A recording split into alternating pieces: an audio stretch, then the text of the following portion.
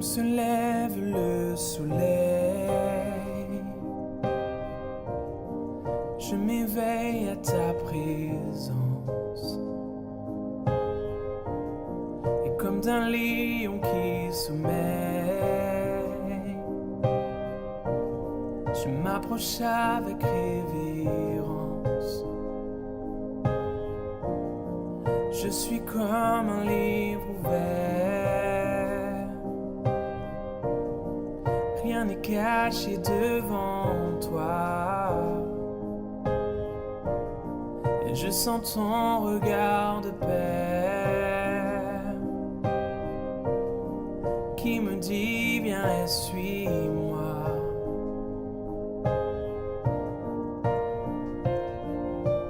Qui est comme toi, ô Éternel?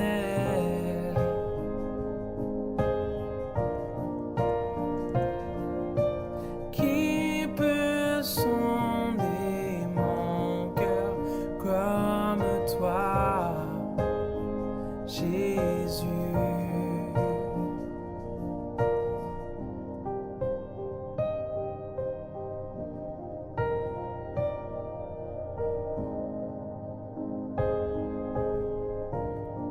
Comme se lève le soleil,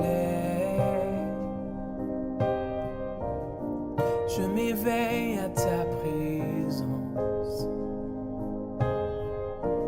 Et comme d'un lion qui sommeille, je m'approche avec révérence. Je suis comme un livre ouvert, rien n'est caché devant toi. Et je sens ton regard de paix qui me dit viens et suis-moi. Oh, oh, qui est comme toi, ô Éternel?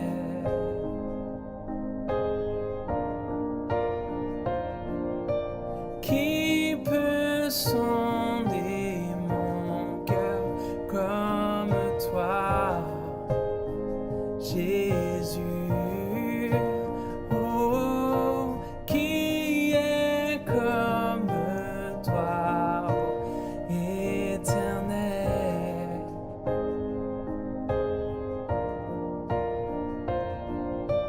Qui peut sonder mon cœur comme toi, Seigneur?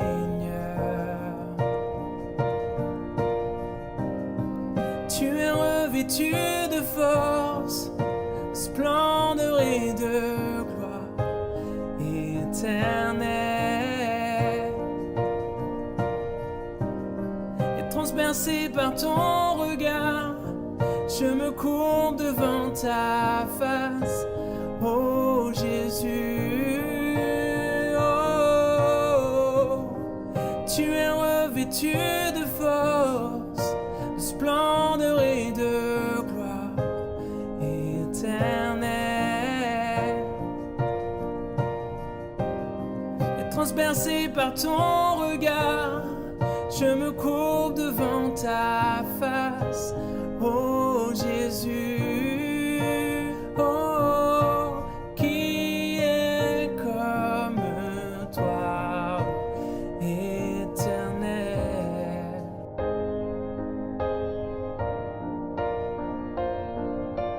Qui peut sonder mon cœur comme toi, Jésus? Qui est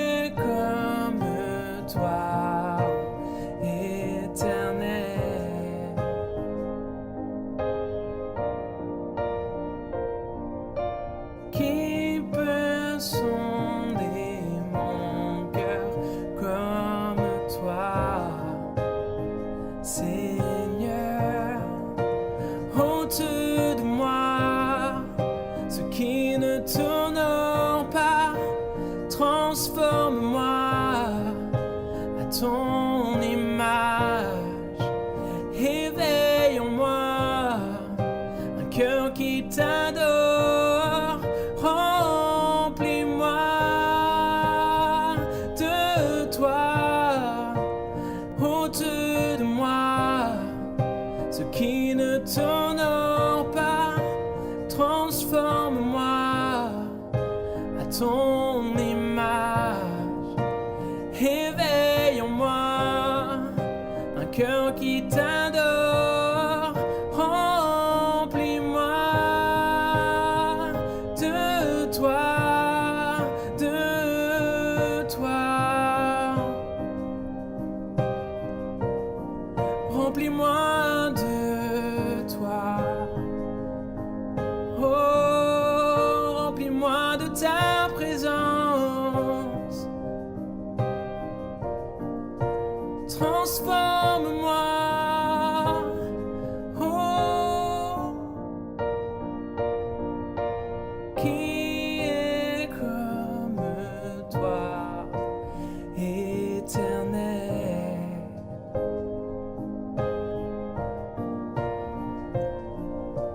Qui peut sonder mon cœur comme toi, Jésus? Oh, qui est comme toi, ô éternel?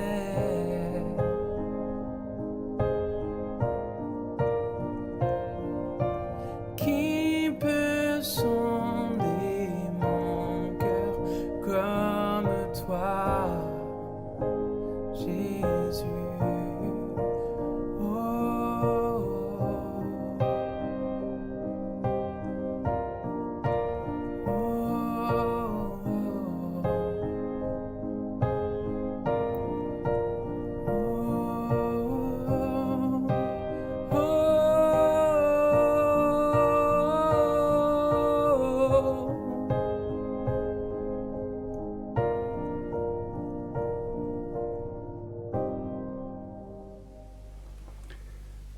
Bonjour à chacun et chacune pour ce temps que nous allons partager autour de la parole de Dieu.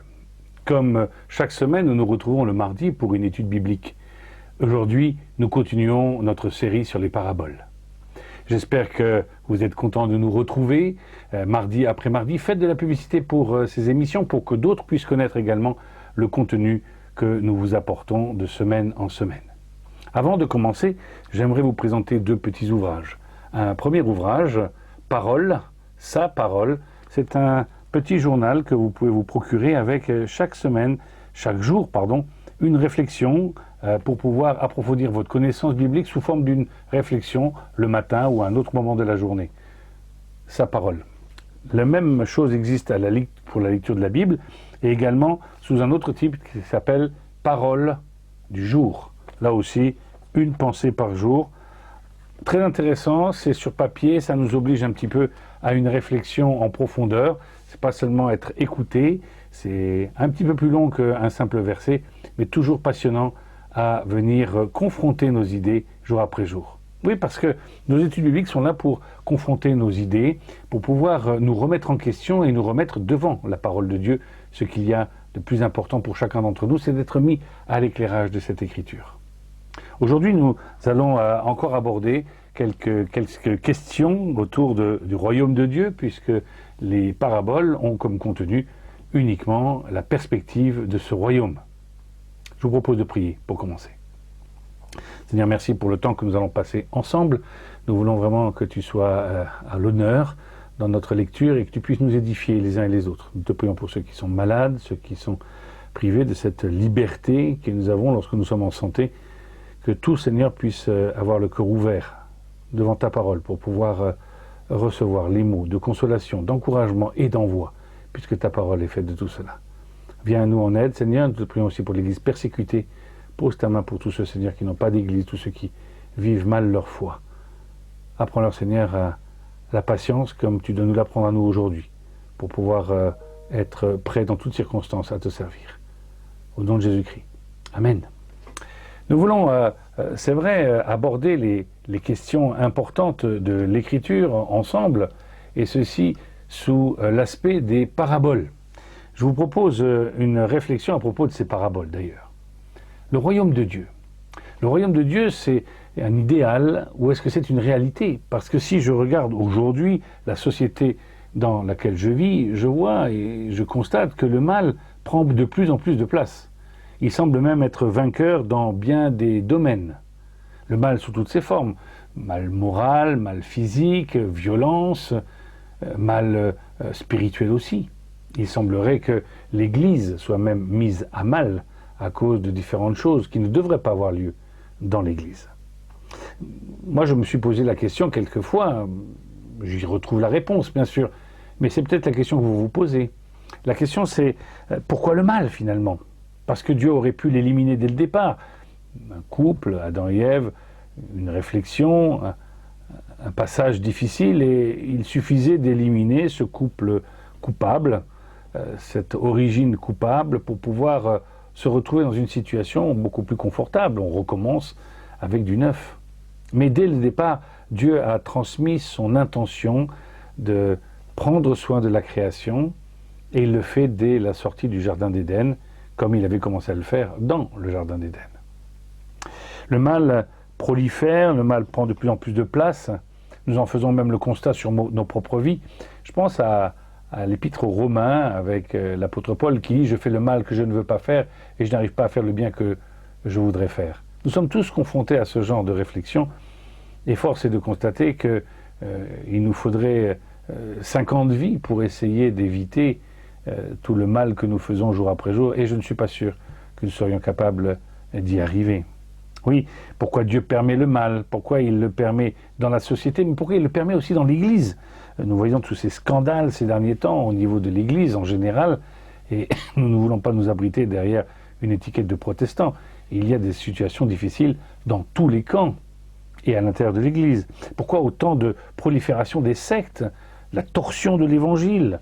Comment Dieu peut-il accepter que ces choses se fassent? Et finalement, le royaume de Dieu.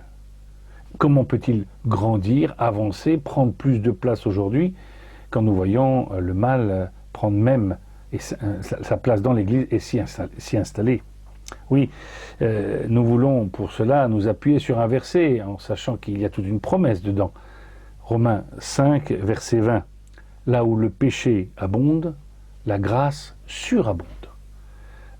Il faut des fois ouvrir grand les yeux pour le voir, écarquiller les yeux, certainement parce que c'est une réalité qui est du domaine du spirituel.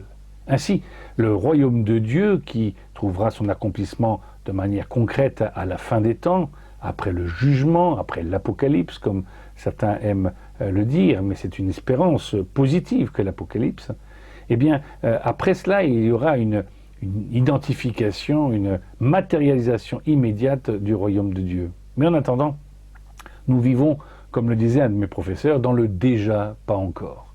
Déjà, le royaume de Dieu s'installe, mais il n'est pas encore complètement révélé. Les paraboles sont là pour y mettre clair. Nous allons pour cela prendre un texte qui se trouve dans Matthieu. Au chapitre 13, nous lirons plusieurs versets. Vous reconnaîtrez ici la parabole avec les semences et les semeurs. Lisons ensemble au chapitre 13, au verset 24 et suivant. Ensuite, Jésus leur raconta une autre parabole.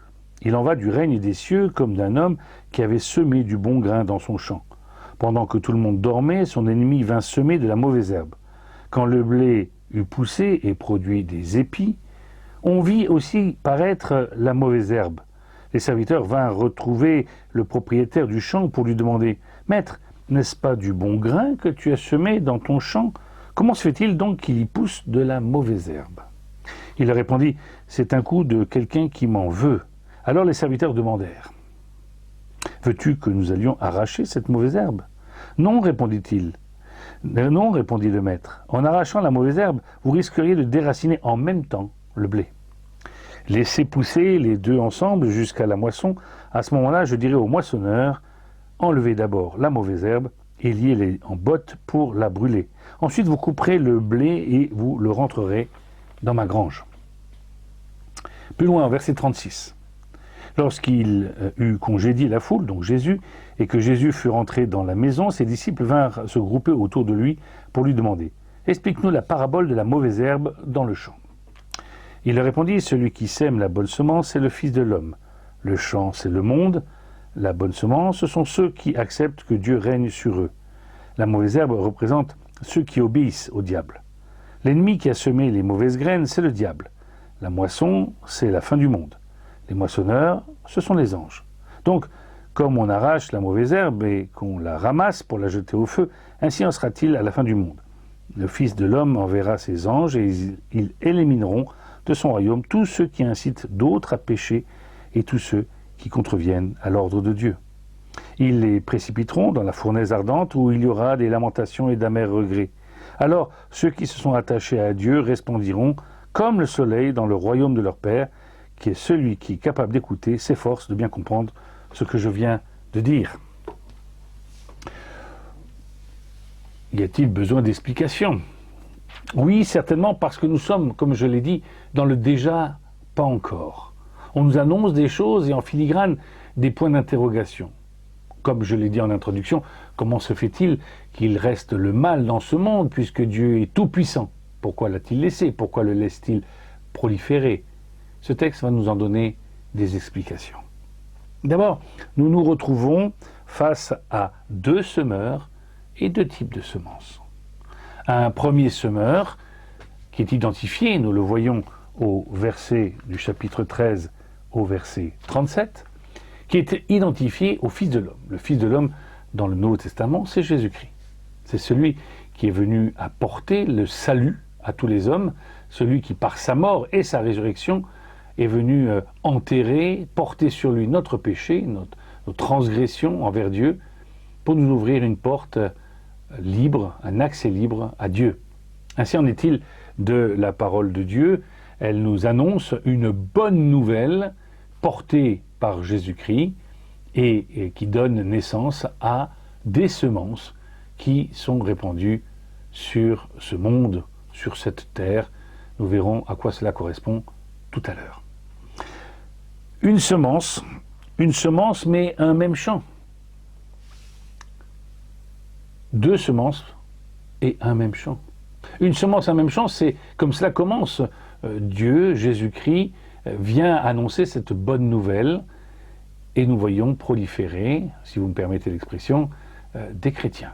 La bonne semence représentera les chrétiens, mais nous y reviendrons encore dans un instant. Le point d'interrogation de ce texte, c'est vraiment cette idée d'ivraie, de mauvaises herbes qui poussent au milieu des bonnes herbes. La pratique normale veut que nous enlevions au fur et à mesure du temps les mauvaises herbes. Mais il y a un temps pour chaque chose, et nous voyons ici que Dieu laisse se côtoyer bon grain et mauvais grain. Il interdit même, Dieu, qu'on puisse enlever la mauvaise herbe avant terme. Il faut dire une chose aussi, et c'est ce que nous dit le texte, le bon grain est livré, le bon grain qui représente ici le blé et l'ivraie sont des plantes qui se ressemblent très fortement. Il faut attendre très tard dans la maturation pour qu'on puisse distinguer ce qui est bon et ce qui est mauvais. Ainsi, plutôt que d'enlever les mauvaises plantes et les bonnes plantes en même temps, il vaut mieux, et c'est la volonté de Dieu, qu'il n'y ait que les mauvaises qui soient enlevées d'un côté et les bonnes de l'autre. La bonne semence et le bon semeur. Jésus, le Fils de l'homme, sème sur ce royaume spirituel qui est annoncé dans les paraboles, veut voir grandir dans ce royaume qui commence aujourd'hui, de manière invisible, on dira.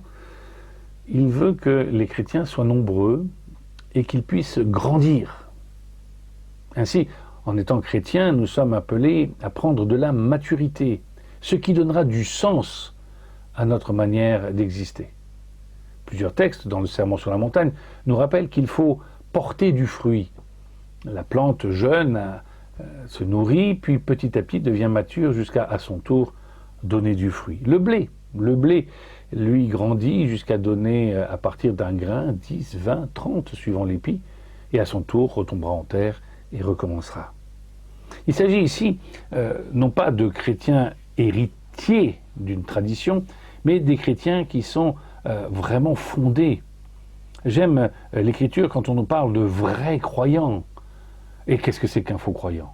Cela peut être quelqu'un qui s'appuie sur la tradition, sur l'habitude, sur le fait de ne pas être autre chose, une identité, mais une identité qui est plaquée et qui n'est pas intérieure.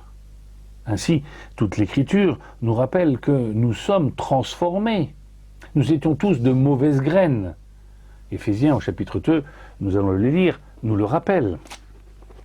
Éphésiens chapitre 2. Vous aussi, vous avez expérimenté cette puissance vivifiante de Dieu. Vous étiez spirituellement morts à cause de vos fautes et de vos péchés lorsque vous vous laissiez emporter par le courant de ce monde.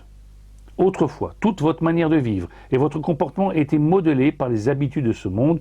En fait, vous obéissiez à Satan, qui règne en maître sur l'atmosphère spirituelle que nous respirons et qui influence la mentalité ambiante. Vous viviez dans la dépendance des esprits mauvais qui accomplissaient leurs œuvres en vous, comme ils le font encore en ceux qui refusent d'entrer dans le plan de Dieu.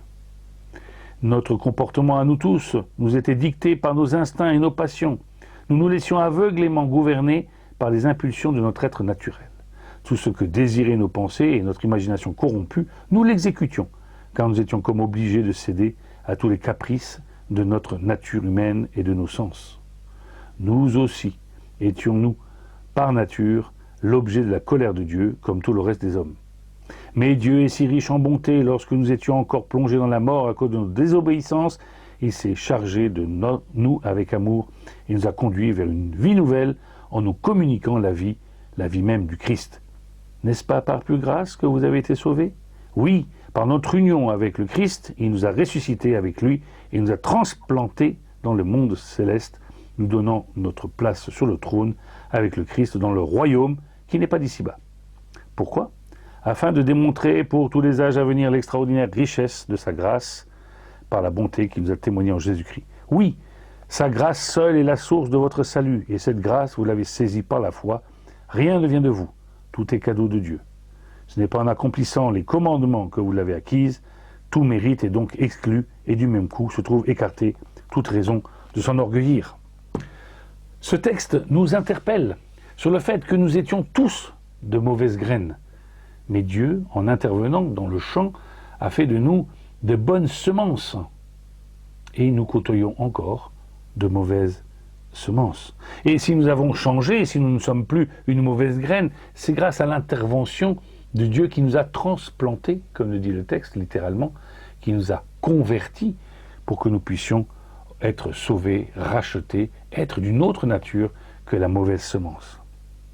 Ceux qui marchent dans la lumière sont ceux qui vont profiter de cette lumière pour voir la plante que nous sommes, la graine que nous sommes, grandir et prendre la place qu'il faut au milieu du monde dans lequel nous sommes et au milieu du royaume de Dieu. La deuxième semence qui nous est proposée, elle est donnée par le malin, elle est semée par le malin, elle vient juste après l'ensemencement de la bonne graine. Le diable n'est pas un équivalent du Dieu, comme le noir et le blanc sont deux couleurs qui pourraient s'opposer. Dieu reste le créateur et le diable reste une création. Mais le but du diable, c'est de nous détourner de Dieu. Un peu comme nous-mêmes, nous pensons donner des leçons à Dieu. Et oui, pourquoi le mal existe? Pourquoi tout cela? Tu es bien responsable. Non, il y a une raison qui reste du domaine de Dieu. Et nous ne pouvons pas nous mettre à la place de Dieu. D'ailleurs, comme je l'ai dit tout à l'heure, si j'avais été Dieu, je ne serais pas là, puisque j'aurais rayé une partie de cette humanité primitive qui a péché et qui a entraîné avec son péché le péché de l'humanité. Livrés, ce sont tous ceux qui ne sont pas régénérés, tous ceux qui ne sont pas transplantés, ceux qui naturellement, comme nous dit le texte d'Éphésiens 2, sont en proie et obéissent au diable. Alors ne croyez pas que vous puissiez être neutre. Il n'y a que deux types de semences. La semence régénérée par Dieu et la semence qui n'est pas régénérée, qui est l'homme naturel. Oui, encore une fois, nous nous rappelons ces paroles de Jésus. Celui qui n'est pas pour moi est contre moi.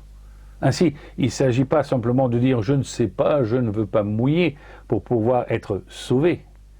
C'est en prenant position sur la personne qu'est Jésus-Christ que nous nous trouvons transformés et devenons semences dans la main du bon semeur. Sinon, nous restons, malgré nous peut-être, mais à cause de notre péché et de notre orgueil personnel, nous restons esclaves du diable, serviteurs du trompeur, du malin, de celui qui essaye de nous éloigner de Dieu. Lisons quelques textes qui vont nous le rappeler si nous avons la mémoire courte. Dans Matthieu, nous pouvons lire au chapitre 24. Matthieu, chapitre 24. Lisons ensemble le verset qui nous intéresse est le verset 24. Mais nous lirons à partir du verset 23. Si quelqu'un vous dit alors, voyez le Christ est ici, tenez il est là, ne les croyez pas. De faux Christ se lèveront ainsi que des faux prophètes. Ils feront de grands miracles et produiront des signes extraordinaires, pour que si la chose était possible, même ceux que Dieu a choisis soient induits en erreur. Ainsi, vous voilà donc prévenus. J'ose aller rechercher un autre texte qui se trouve dans la première de Pierre, au chapitre 5 et au verset 8. Ne vous laissez pas distraire, soyez vigilants. Votre adversaire, le diable, rôde autour de vous comme un lion rugissant. Il cherche quelqu'un qui se laissera dévorer. Opposez-vous à lui avec une foi inébranlable. Vous savez que vos frères dispersés à travers le monde passent par les mêmes épreuves. Mais quand vous aurez souffert un peu de temps, Dieu, l'auteur de toute grâce, qui vous a appelé à sa gloire éternelle, dans la communion avec Jésus-Christ, vous relèvera lui-même. Il vous affermira, vous fortifiera et vous rendra inébranlable en vous établissant sur un fondement solide. À lui appartienne la puissance au siècle des siècles.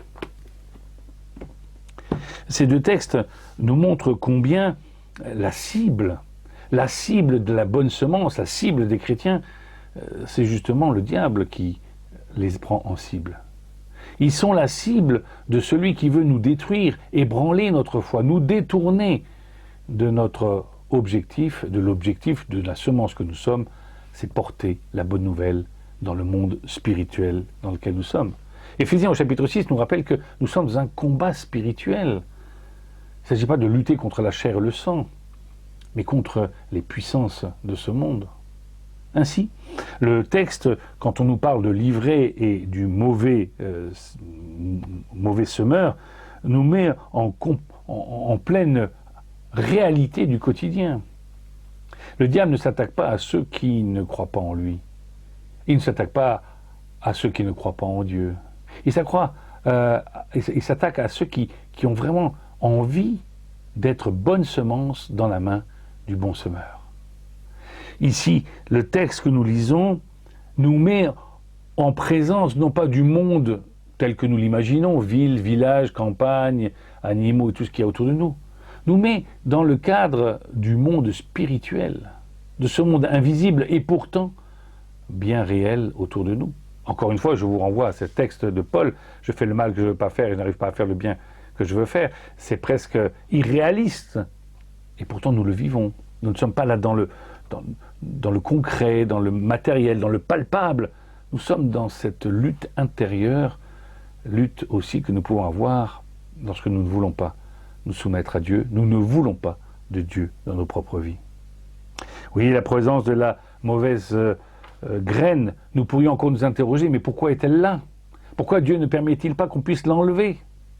D'abord parce que je crois qu'il se peut que cette graine puisse être transformée par Dieu, être transplantée. Mais plus encore, je crois que le confort dans lequel nous vivons nous fait oublier notre mission. Nous pouvons devenir des graines insipides, produire très peu, plus porteurs de la parole.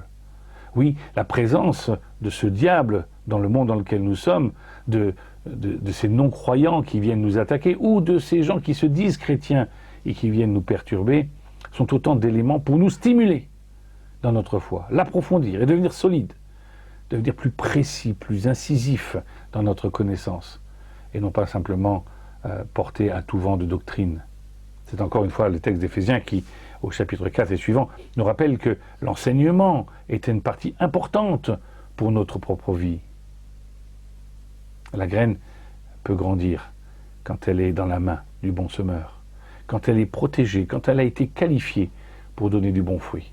Et nous n'avons pas à craindre, car rien ne pourra nous séparer de l'amour de Dieu. Le chant qu'on nous propose, comme je l'ai dit, c'est un chant spirituel.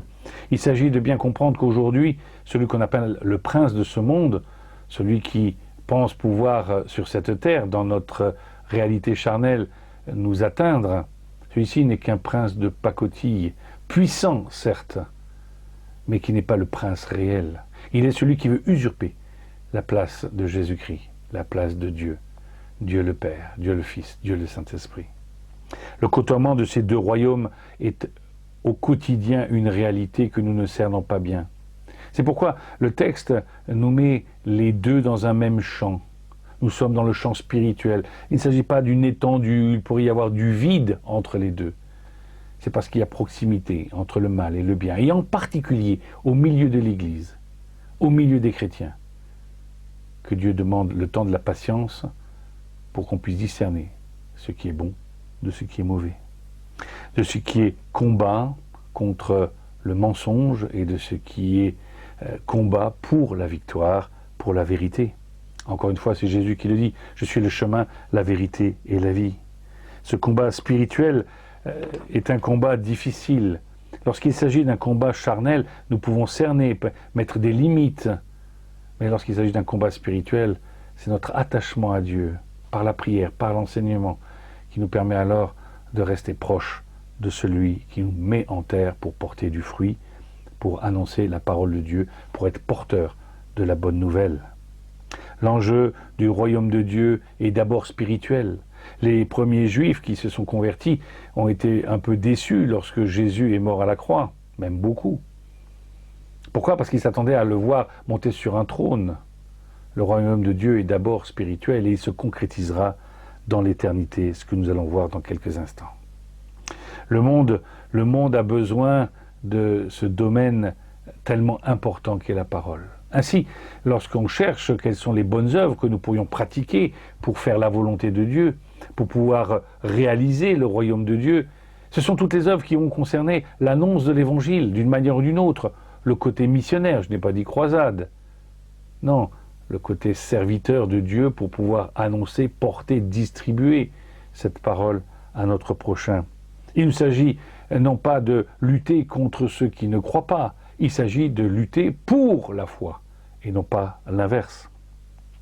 Le malin réagit. Encore une fois, je vous donne un texte biblique pour bien appuyer ce que je dis. Dans la deuxième épître de Jean, au verset 7, il n'y a qu'un seul chapitre, voilà ce qu'on nous dit encore une fois. Non pas de chercher dans le monde loin ce qui est mauvais pour les chrétiens, mais au contraire de voir que le mal est incisif et rentre dans l'Église et vient y transformer l'Évangile. Un grand nombre d'imposteurs se sont répandus à travers le monde et égarent les gens. Ils refusent de reconnaître en Jésus le Christ venu en chair et en os sur la terre et est devenu véritablement un homme. Un tel enseignement qui mène dans l'erreur porte bien la marque de l'Antichrist. Combien de personnes aujourd'hui relativisent la personne de Jésus-Christ? Un homme comme un autre. Il n'est pas Dieu. Vous connaissez cette secte qui met cela en avant. Oui, c'est bien là le gros problème. C'est que la séduction de vouloir ramener à Dieu, ou plutôt de ramener Dieu à nos propres perspectives, c'est quelque chose de tout à fait charnel, mais bien éloigné du royaume de Dieu, qui reste céleste. Le royaume de Dieu, ce sont nos cœurs. C'est pour ça que le combat se fait à cet endroit-là. Pour les Juifs, le cœur, c'est le lieu des décisions, c'est le lieu de la foi et de la piété. Ainsi, la grande différence qui va se faire, c'est entre l'Église visible et l'Église invisible.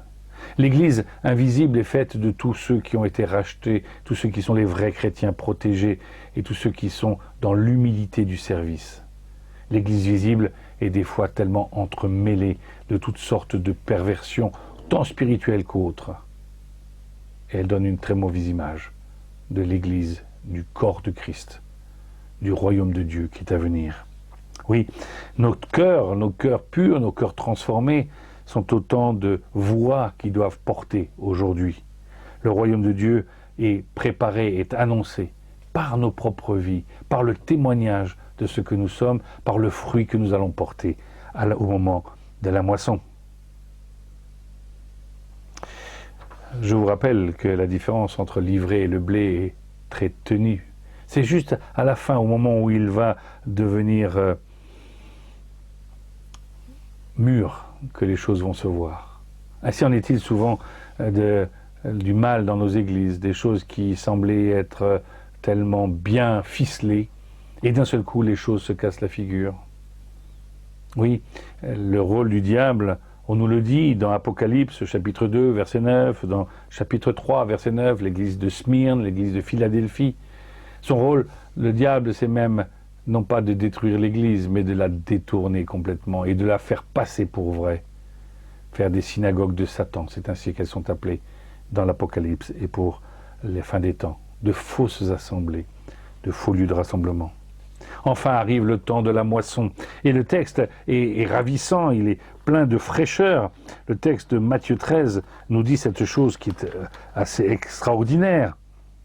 Alors ceux qui se sont attachés à Dieu resplendiront comme le soleil dans le royaume de leur Père. Que celui qui est capable d'écouter s'efforce de bien comprendre ce que je viens de dire. Ceux qui se sont attachés à Dieu resplendiront comme le soleil dans le royaume de leur Père. Voilà une bonne récolte. Mais si au départ, Dieu a commencé à semer et le diable est venu derrière, au moment de la moisson, au moment où on peut bien discerner le bon grain de l'ivraie, on va commencer par un travail fait par les anges, le travail de ramasser, d'arracher et de brûler. Tous ceux qui, comme le dit le texte, je vous le rappelle, tous ceux qui incitent d'autres à pécher et tous ceux qui contreviennent à l'ordre de Dieu, tous ceux qui n'ont pas voulu de Dieu dans leur cœur, qui ont refusé, qui ont voulu vivre par eux-mêmes, créer leur propre doctrine, danger pour eux. Il faut rester fidèle à Dieu. Cet texte nous interpelle parce que si le mauvais grain est resté, l'ivraie est resté pour stimuler la foi des chrétiens et leur donner peut-être une chance de transplantation, nous voyons qu'il y aura un moment où tout cela va cesser. 1 Corinthiens 3 nous rappelle qu'il y aura un jugement final, un jugement où tout ce que nous aurons fait, tout ce que nous aurons dit sera passé au travers du feu. Certains seront sauvés comme au travers du feu, c'est-à-dire juste sur le fondement de leur foi en Jésus-Christ.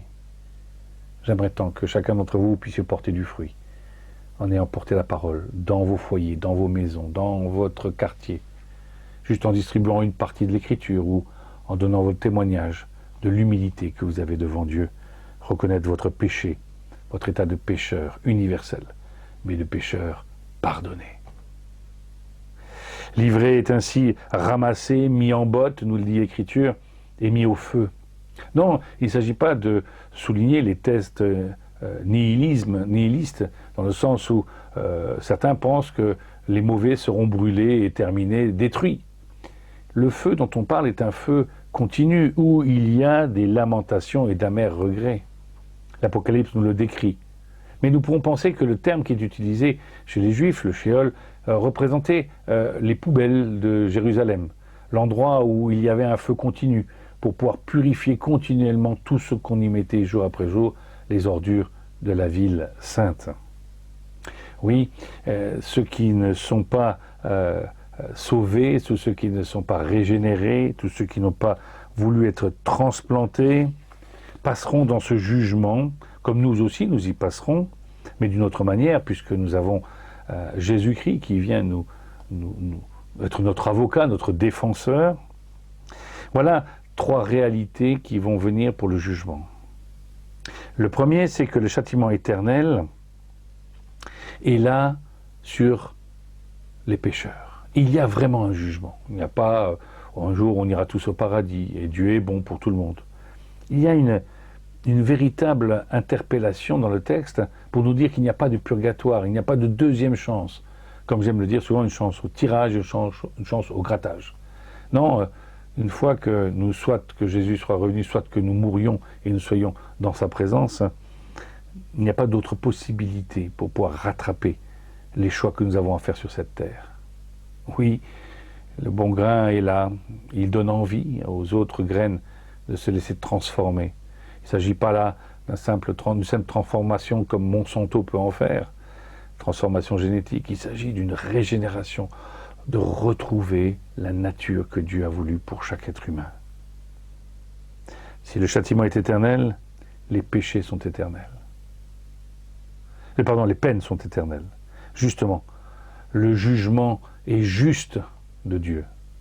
Ce n'est pas simplement on échappe à l'éternité, malheureusement, l'éternité juste et bonne, en étant détruit. Au contraire, Dieu dit que nous assumerons les conséquences de nos choix. Et donc, cette souffrance sera d'abord une souffrance spirituelle, de savoir qu'il existe un espace pour les sauver et qu'on est passé à côté. Châtiment éternel, peines éternelles, mais aussi félicité éternelle. Et cette image de soleil, je reprends encore cette expression, je n'arrête pas de la lire, elle me plaît tellement. Alors ceux qui sont attachés à Dieu resplendiront comme le soleil dans le royaume de leur Père. Cela me fait penser à ce temps de la moisson où les blés sont dorés, les épis sont gorgés de grappes. Je ne sais pas si on dit gorgé, mais enfin moi je vois ça comme ça. Remplis et plein de grains pour la prochaine moisson. Et savoir que le grain qui était seul en a donné 10 ou 20 ou 30, c'est cela à quoi nous sommes appelés. Ça me donne envie de servir encore plus et d'être efficace. Oui, s'il y a un juste jugement pour ceux qui auront refusé Dieu, il y a une juste rétribution pour ceux qui veulent entrer dans le royaume de Dieu. Pour cela, il nous faut passer par ce temps de côtoiement et de discernement dans l'Église. L'ivraie est aujourd'hui dans l'Église. Le bon grain l'y est aussi. Il faut beaucoup de temps pour chacun d'entre nous pour comprendre que notre rôle n'est pas de chasser les mauvais grains, mais de leur donner envie de changer, de leur montrer qu'il est possible, dans la main de Dieu, de produire du bon fruit.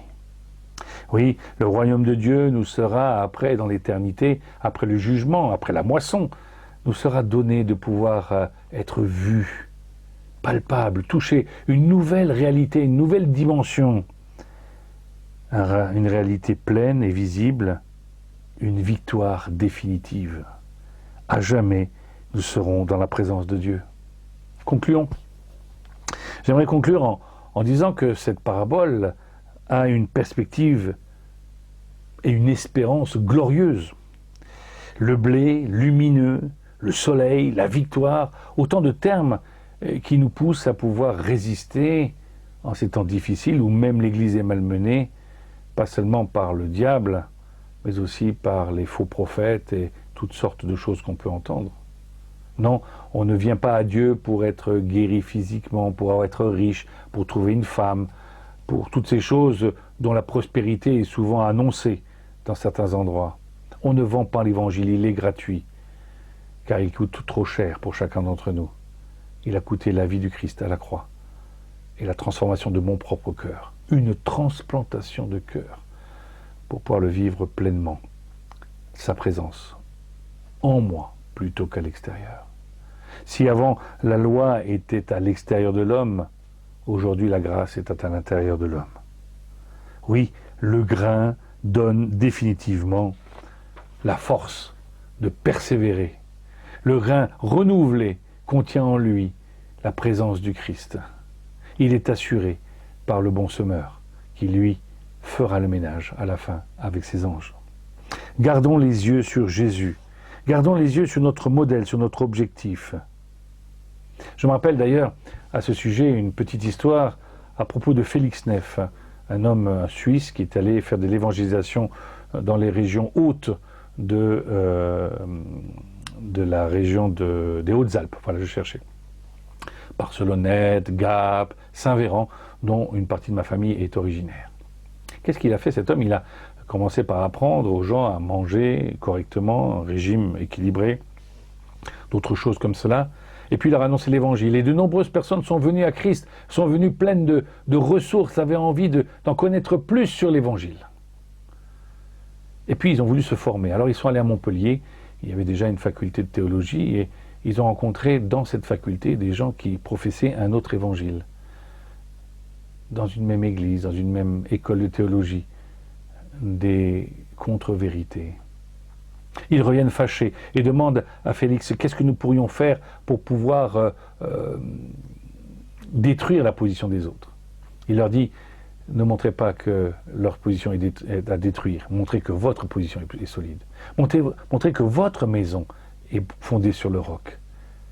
Dieu ne nous demande pas de nous attaquer aux gens, à ceux qui ne sont pas croyants, pas de croisade, pas de meurtre, pas de chantage affectif. Nous avons un Dieu d'amour qui nous avertit que nous vivrons peut-être les conséquences de nos non-choix. Le bon grain s'est laissé semer, transformer par le bon semeur. Prenons conscience que si nous n'avons pas encore été dans cet état-là, c'est que nous sommes encore emportés à tout vent de doctrine. Peut-être nous sommes, malgré nous, nous ne réalisons pas toujours que nous faisons l'œuvre du diable par de ces doctrines qui rendent l'homme meilleur. Non. Ce qui rend l'homme meilleur, c'est sa confiance en Dieu, sa dépendance de Dieu. D'ailleurs, quand j'étais en Bulgarie, et je finis avec cela, un homme qui avait souffert à cause de sa foi et était en prison de nombreuses fois, m'a vraiment impressionné. Je crois que les 2/3 de sa vie étaient passés en prison. Alors, on lui a demandé, mais alors, cher frère, qu'est-ce que tu pourrais nous donner comme argument ou qui pourrait montrer que pour aller jusqu'au bout dans notre témoignage? Et il m'a cité Apocalypse 2, verset 10. Sois fidèle jusqu'à la mort. Sois fidèle jusqu'à la mort. Finalement, ce que Dieu nous demande avec cette histoire de parabole, c'est que nous ne perdions jamais de vue que le royaume de Dieu, il est certain de venir. Quand bien même, le royaume des hommes, l'Église visible, est bien perturbé aujourd'hui. Gardons confiance en Dieu, restons fidèles.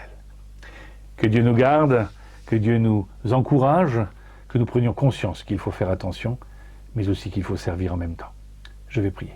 Seigneur, viens nous en aide, viens nous remplir de ta parole, de ton Esprit Saint, et que nous puissions, Seigneur, être retrouvés fidèles jusqu'à la mort. En Jésus-Christ, nous te prions. Amen. Portez du fruit, soyez de bons grains, laissez-vous transformer, et à dimanche prochain ou mardi prochain pour la suite des paraboles. Soyez bénis.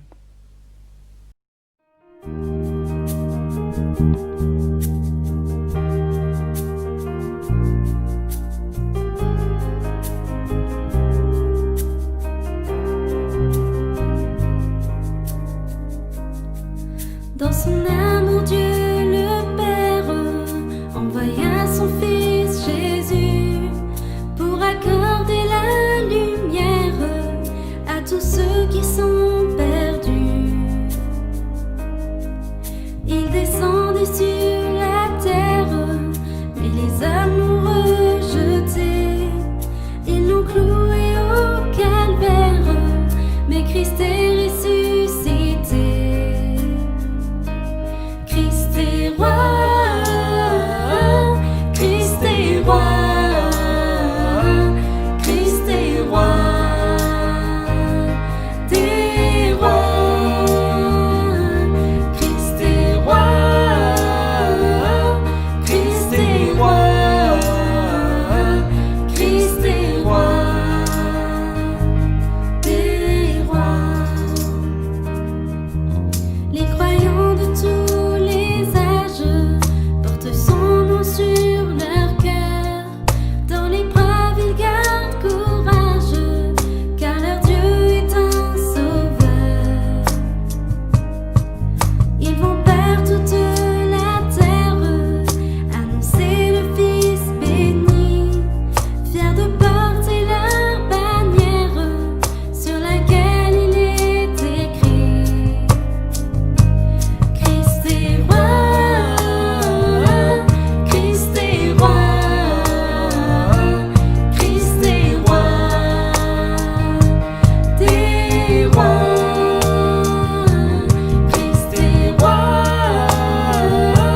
Christ est roi, Christ est roi des rois. Un jour les chrétiens du monde seront rassemblés par lui. Ils sortiront de leur tombe, car en lui ils ont la vie. Ils formeront un royaume, la terre sera